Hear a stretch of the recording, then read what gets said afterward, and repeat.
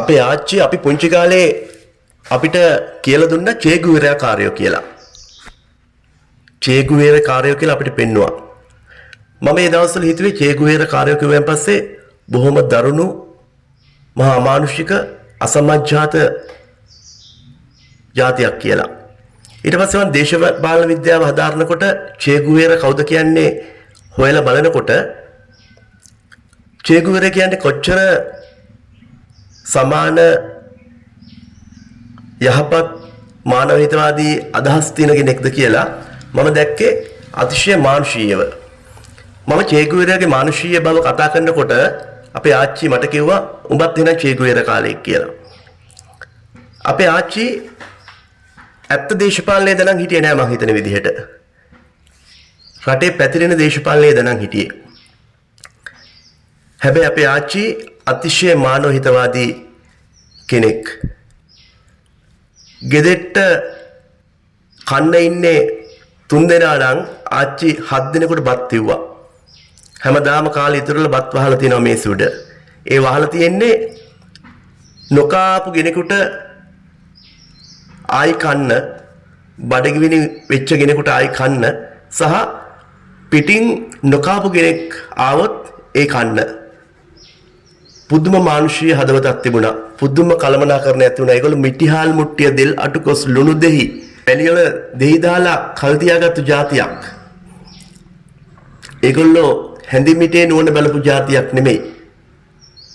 අපේ කාන්තාවන්ට නිගුරු කරා හැඳි මිටේ නුවණ දකින්න කියන. හැබැයි පුදුම කලමනාකරණයක් තිබුණා. හොඳ පරිපාලනයක් තිබුණා. හොඳ දේශපාලනයක් තිබුණා. සමාජ සම්බන්ධ අපරිමිතව තිබුණා. හැබැයි ඒගොල්ලෝ නිවැරදි පක්ෂ දේශපාලනයද නම් හිටියේ නැහැ. අපික්ෂාවන් වෙනුවෙන් අපි කාර්මුණකින් උණුසුම් හදවතින් ආශිර්වාද කරමු. සුති.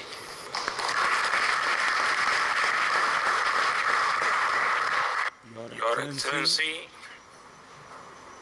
जनाधिपति दिशानायक जी, प्रधानमंत्री हरिणी अमित सूर्या जी, श्रीलंका के सभी सम्मानित मंत्रीगण, उपस्थित गणमान्य जन, नमस्कार.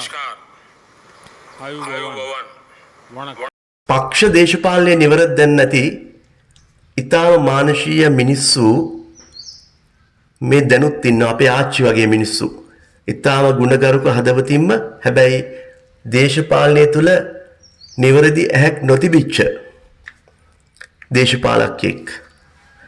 එතකොට එහෙම මිනිස්සු තමයි බොහෝ දෙනා අදත් ඉන්නේ.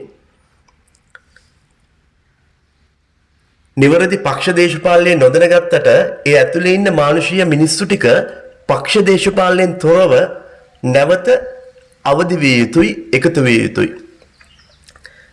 එතකොට පක්ෂ දේශපාලනයට වඩා මතුවෙච්ච අමුතු සම්බන්ධකමක් ඇති වෙනවා. අන්නේ සම්බන්ධකම් මේ රටට අවශ්‍යයි. අපේ ආච්චිගේ දේශපාලනයේ තවදුරටත් මේ රටට වළංගු නැහැ.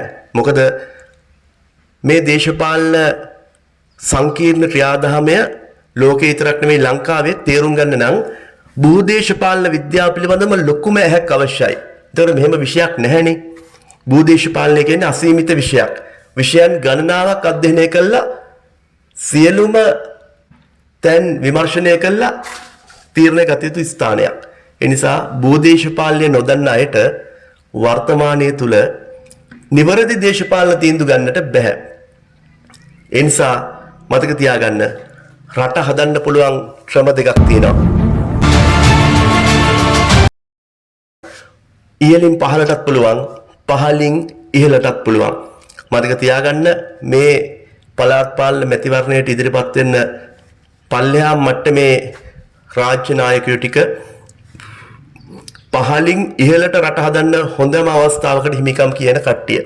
ඒ නිසා ඔබේ ගමේ වපසරිය ඔබ දැනගන්න, ජනගහනය ඔබ දැනගන්න, තින ප්‍රශ්න ගැටලු ටික දැනගන්න, සම්පත් ටික දැනගන්න. ඔය සියලු දෙනාම පොතක් කරගෙන SWOT ඇනලයිස් එකක් කරන්න. ස්ත්‍රිතිනින්, ශක්තියින්, ඔපචුනිටි, අවස්ථා, දුර්වලතා, අභියෝග.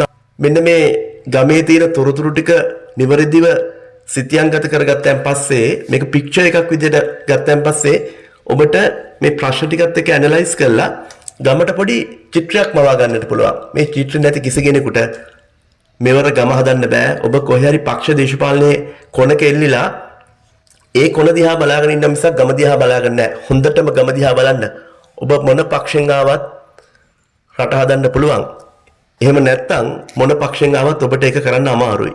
ඒ නිසා යන වැඩපිළිවෙල ශක්තිමත් නම් පක්ෂ ඉවත දාලා ඒ වැඩපිළිවෙල ශක්තිමත්ව ගෙනියන්නට ඔබ දක්ෂ වෙන්නට ඕනි. මොකද එහෙම නැති වුණොත් අපි ගිය හකුරට නාඩන්නේ තීන හකුර රැකගන්නේ කියලා මේ දැන් මේ භුක්ති විඳින හකුර පැත්තකින් දාලා අලුත් හකුරු හදන්න ගියොත් මේ හකුරු අතහැරෙන්නත් පුළුවන්. ඒ නිසා පක්ෂය ඉවත දැමූ දේශපාලන කෝණකින් බැලුවොත් ඔබ මෙවර දිනනවා.